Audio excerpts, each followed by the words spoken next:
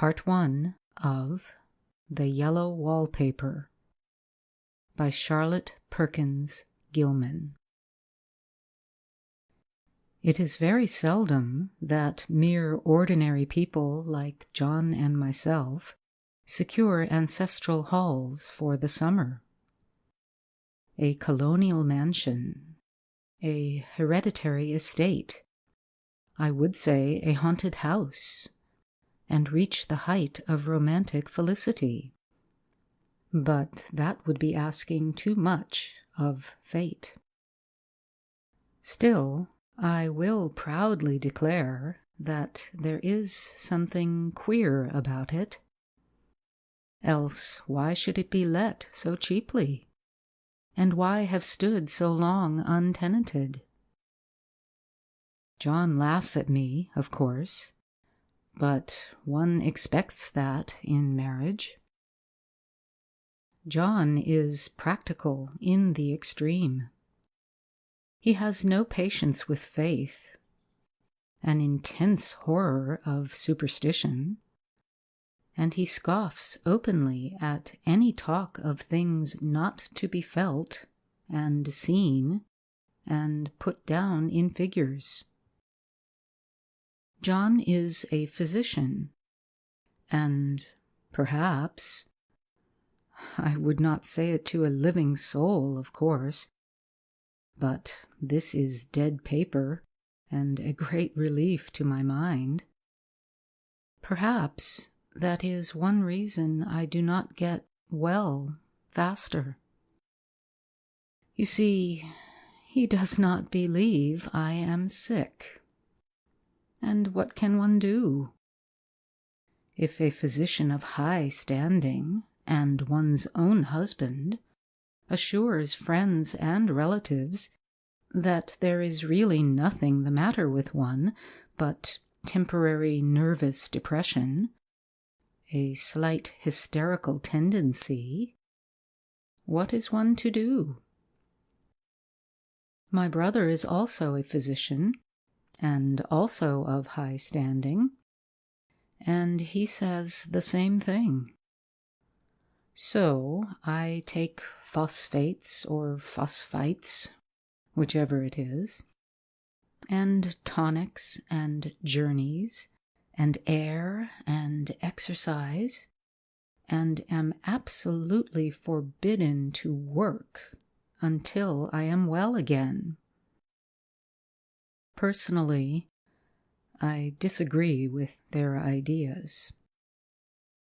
Personally, I believe that congenial work with excitement and change would do me good.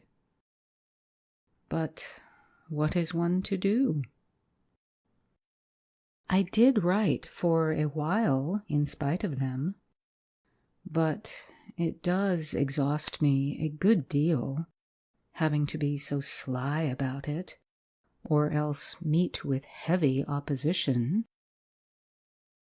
I sometimes fancy that in my condition, if I had less opposition and more society and stimulus,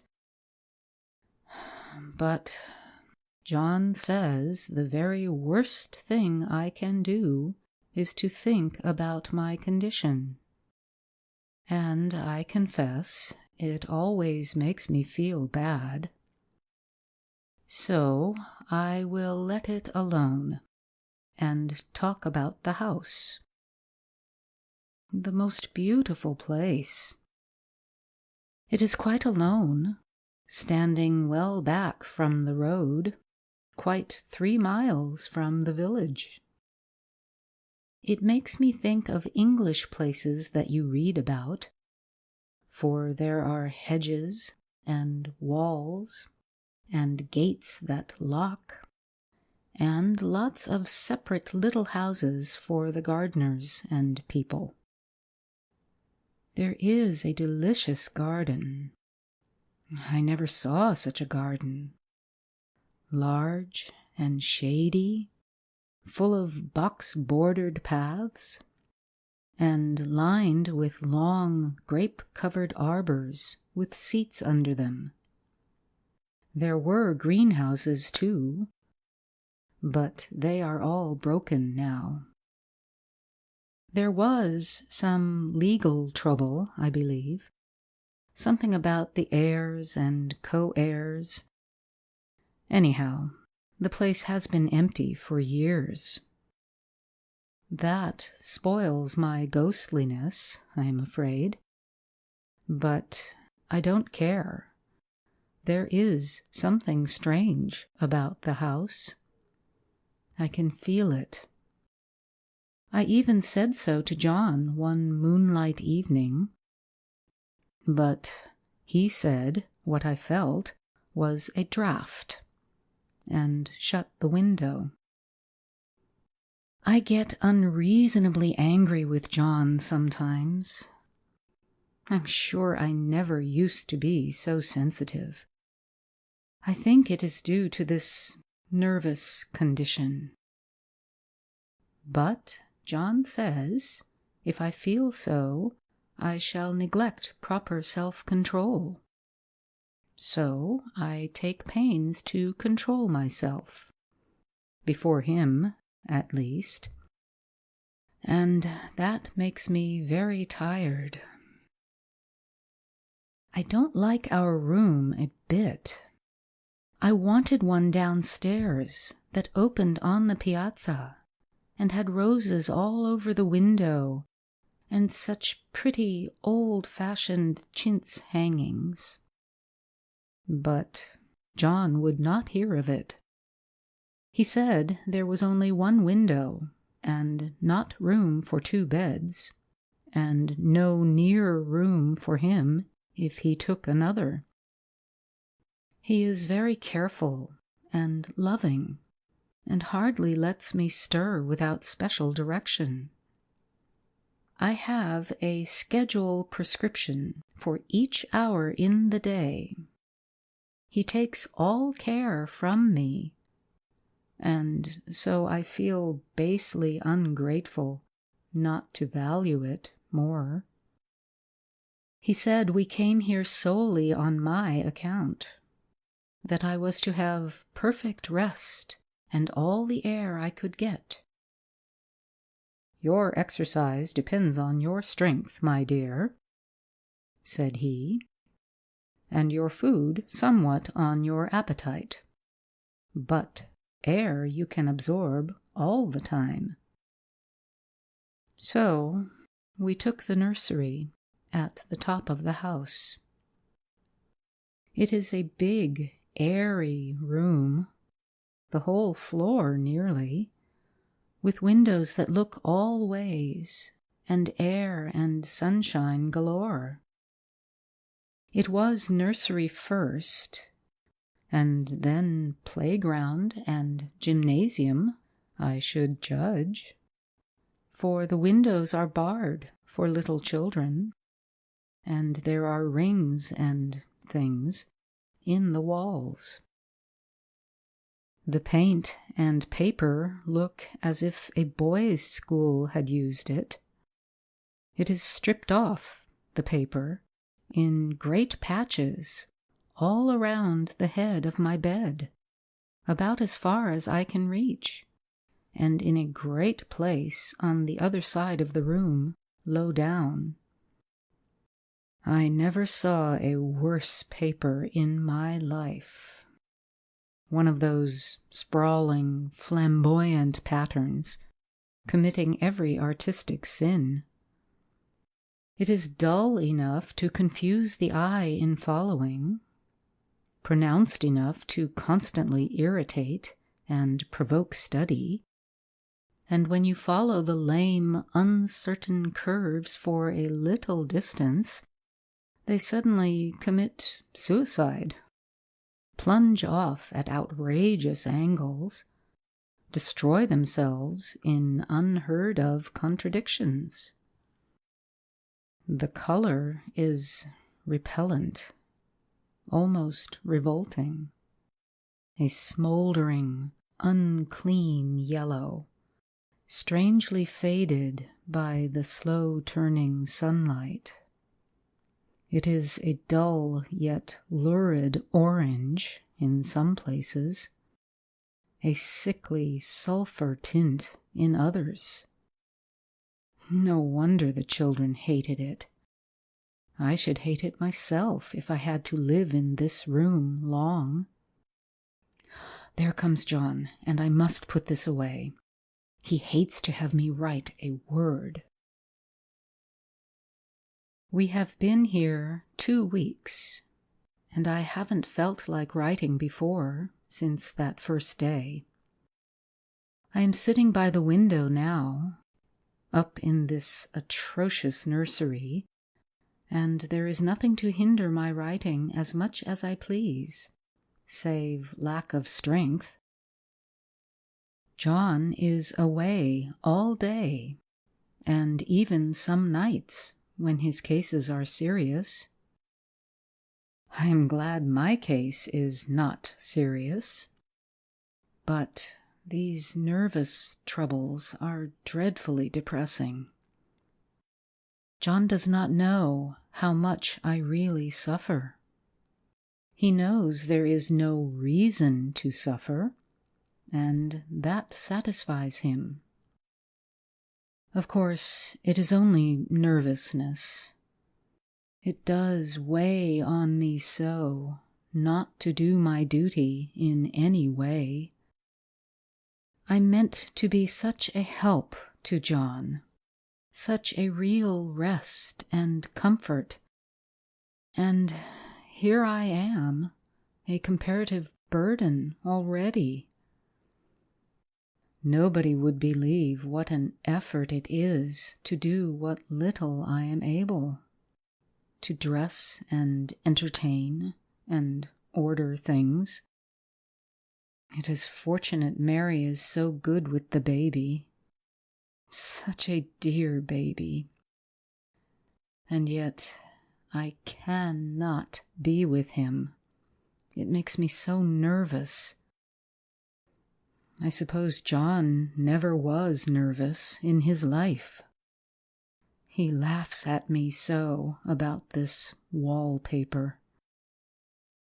At first, he meant to repaper the room, but afterwards he said that I was letting it get the better of me, and that nothing was worse for a nervous patient than to give way to such fancies. He said that after the wallpaper was changed, it would be the heavy bedstead, and then the barred windows, and then that gate at the head of the stairs, and so on. "You know the place is doing you good," he said. "And really, dear, I don't care to renovate the house just for a 3 months' rental." "Then do let us go downstairs," I said. "There are such pretty rooms there." Then he took me in his arms and called me a blessed little goose, and said he would go down cellar if I wished, and have it whitewashed into the bargain. But he is right enough about the beds and windows and things. It is as airy and comfortable a room as anyone need wish. And, of course, I would not be so silly as to make him uncomfortable just for a whim. I'm really getting quite fond of the big room, all but that horrid paper. Out of one window I can see the garden, those mysterious deep-shaded arbors, the riotous old-fashioned flowers, and bushes, and gnarly trees. Out of another I get a lovely view of the bay, and a little private wharf belonging to the estate. There is a beautiful shaded lane that runs down there from the house. I always fancy I see people walking in these numerous paths and arbors. But John has cautioned me not to give way to fancy in the least. He says that with my imaginative power and habit of story-making, a nervous weakness like mine is sure to lead to all manner of excited fancies, and that I ought to use my will and good sense to check the tendency. So I try. I think sometimes that if I were only well enough to write a little, it would relieve the press of ideas and rest me. But I find I get pretty tired when I try. It is so discouraging not to have any advice and companionship about my work. When I get really well, John says we will ask Cousin Henry and Julia down for a long visit. But he says he would as soon put fireworks in my pillowcase as to let me have those stimulating people about now. I wish I could get well faster. But I must not think about that. This paper looks to me as if it knew what a vicious influence it had. There is a recurrent spot where the pattern lolls like a broken neck, and two bulbous eyes stare at you upside down. I get positively angry with the impertinence of it, and the everlastingness. Up and down and sideways they crawl, and those absurd, unblinking eyes are everywhere. There's one place where two breadths didn't match, and the eyes go all up and down the line, one a little higher than the other. I never saw so much expression in an inanimate thing before, and we all know how much expression they have. I used to lie awake as a child and get more entertainment and terror out of blank walls and plain furniture than most children could find in a toy store. I remember what a kindly wink the knobs of our big old bureau used to have, and there was one chair that always seemed like a strong friend. I used to feel that if any of the other things looked too fierce, I could always hop into that chair and be safe. The furniture in this room is no worse than inharmonious, however, for we had to bring it all from downstairs. I suppose when this was used as a playroom, they had to take the nursery things out, and no wonder. I never saw such ravages as the children have made here. The wallpaper, as I said before, is torn off in spots, and it sticketh closer than a brother. They must have had perseverance as well as hatred. Then the floor is scratched and gouged and splintered. The plaster itself is dug out here and there, and this great heavy bed, which is all we found in the room, looks as if it had been through the wars. But I don't mind it a bit. Only the paper. There comes John's sister. Such a dear girl as she is, and so careful of me. I must not let her find me writing.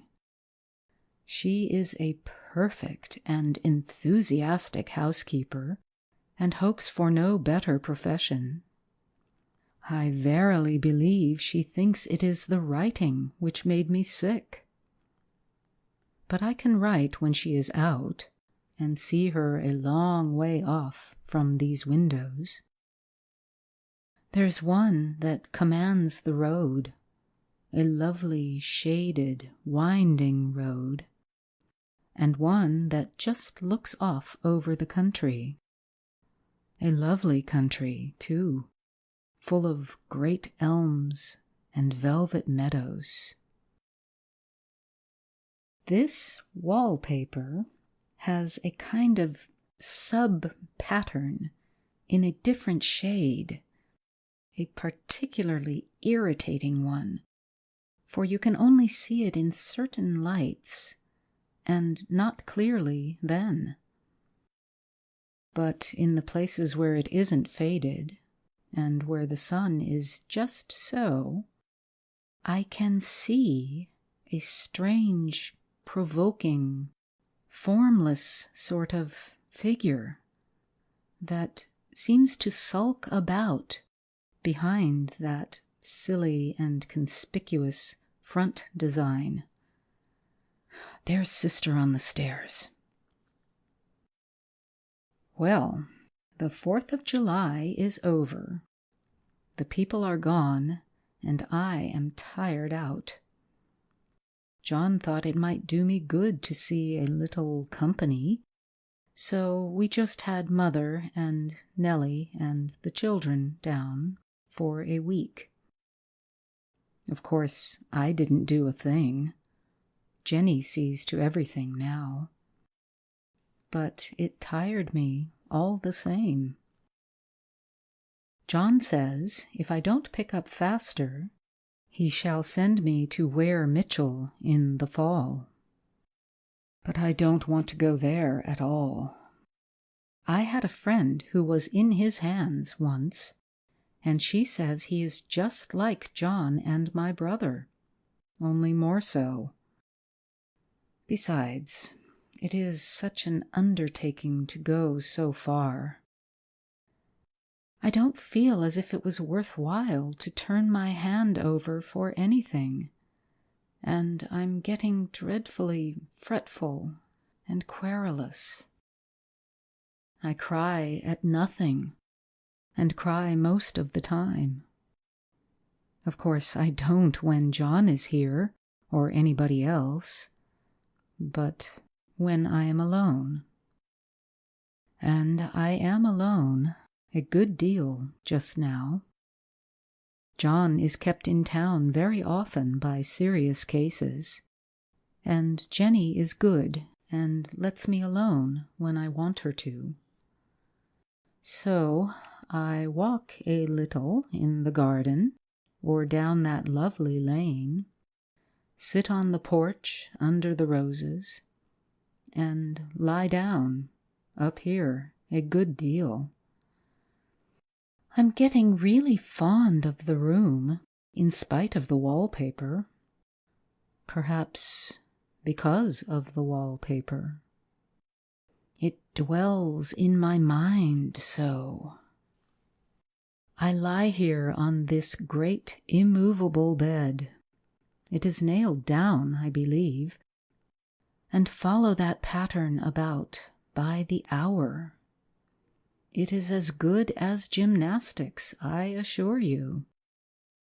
I start, we'll say, at the bottom, down in the corner over there where it has not been touched, and I determine for the 1000th time that I will follow that pointless pattern to some sort of a conclusion. I know a little of the principle of design, and I know this thing was not arranged on any laws of radiation or alternation or repetition or symmetry or anything else that I ever heard of. It is repeated, of course, by the breadths, but not otherwise. Looked at in one way, each breadth stands alone. The bloated curves and flourishes, a kind of debased Romanesque with delirium tremens, go waddling up and down in isolated columns of fatuity. But on the other hand, they connect diagonally, and the sprawling outlines run off in great slanting waves of optic horror, like a lot of wallowing seaweeds in full chase. The whole thing goes horizontally, too. At least it seems so. And I exhaust myself in trying to distinguish the order of its going in that direction. They have used a horizontal breadth for a frieze, and that adds wonderfully to the confusion. There is one end of the room where it is almost intact, and there, when the cross-lights fade and the low sun shines directly upon it, I can almost fancy radiation after all. The interminable grotesques seem to form around a common center and rush off in headlong plunges of equal distraction. It makes me tired to follow it. I will take a nap, I guess. I don't know why I should write this. I don't want to. I don't feel able. And I know John would think it absurd. But I must say what I feel and think in some way. It is such a relief. But the effort is getting to be greater than the relief. Half the time now I am awfully lazy and lie down ever so much. John says I mustn't lose my strength, and has me take cod liver oil and lots of tonics and things, to say nothing of ale and wine and rare meat. Dear John, he loves me very dearly and hates to have me sick.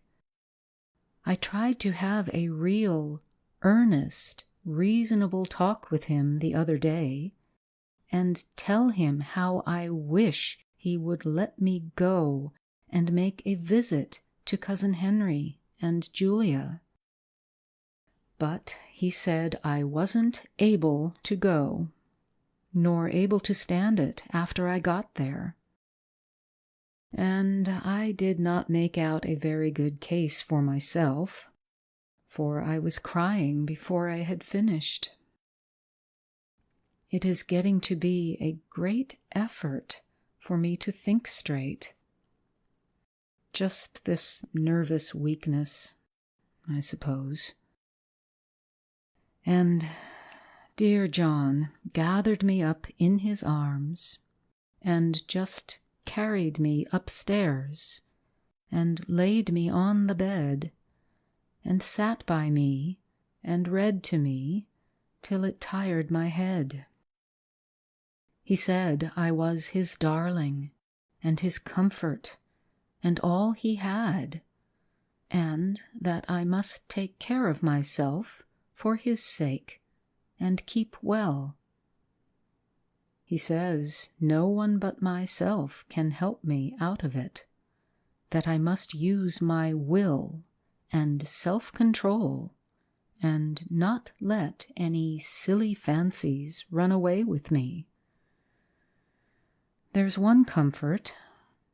The baby is well and happy, and does not have to occupy this nursery with the horrid wallpaper.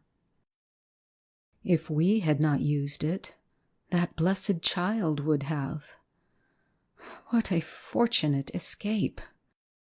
Why, I wouldn't have a child of mine, an impressionable little thing, live in such a room for worlds. I never thought of it before, but it is lucky that John kept me here after all. I can stand it so much easier than a baby, you see. Of course, I never mention it to them any more. I am too wise. But I keep watch of it all the same. There are things in that paper that nobody knows but me, or ever will. Behind that outside pattern, the dim shapes get clearer every day. It is always the same shape, only very numerous. And it is like a woman stooping down and creeping about behind that pattern. I don't like it a bit. I wonder, I begin to think, I wish John would take me away from here. End of Part 1 of the Yellow Wallpaper.